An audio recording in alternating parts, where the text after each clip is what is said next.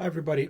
So I wanted to record this little video to talk to you guys a little bit about this recent photo that I posted that I found on Facebook. You can see that photo right behind me, right there. And the photo has two rows of posterior starting from the second bicuspids. And to some it might look very, very strange, and to others it looks fairly uh, normal when it comes to function. Obviously, aesthetically, when you're just looking at the denture outside the patient's mouth, it might look weird, or it will look weird actually. And if you're looking at in the patient's mouth while they're maybe opening up their mouth and tipping their jaw back, or tipping their head back, it might look weird as well. But it does serve a purpose, and it's actually described. This technique is described in several different publications. One of which, most recent one, is in Dr. Abe's book, and he doesn't necessarily talk about creating two rows of teeth, but he does talk about doing a setup for a patient who has class 2 division 1 occlusion. And in order to minimize, because oftentimes you're going to need to place those teeth really, really palatally in order to get occlusion with the maxillary teeth in full dentures.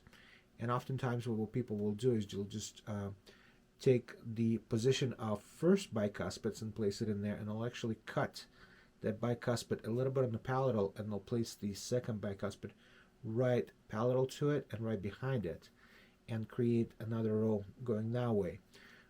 But sometimes when the situation is too extreme and you're trying to fill in those buccal corridors, what they'll end up doing is something like you see in that picture, where you have, starting from the second bicuspid, they'll have two rows of teeth, one for occlusion and one kind of like a veneer for aesthetics. And that's the reason why it's done.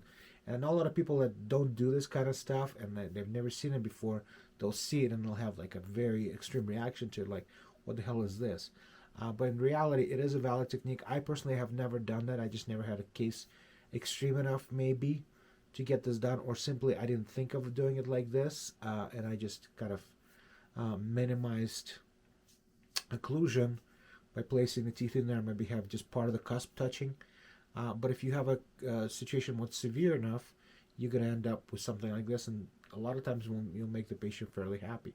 Also, another thing that's not often talked about is when you have a severe class 2, is creating that little platform palatal to the anterior teeth in order to allow the patient to bite in that area, and then maybe incise some food and stuff like this. So that's what I wanted to talk to you guys about, and hopefully this will help some of you. And I'll see you next time, and good luck.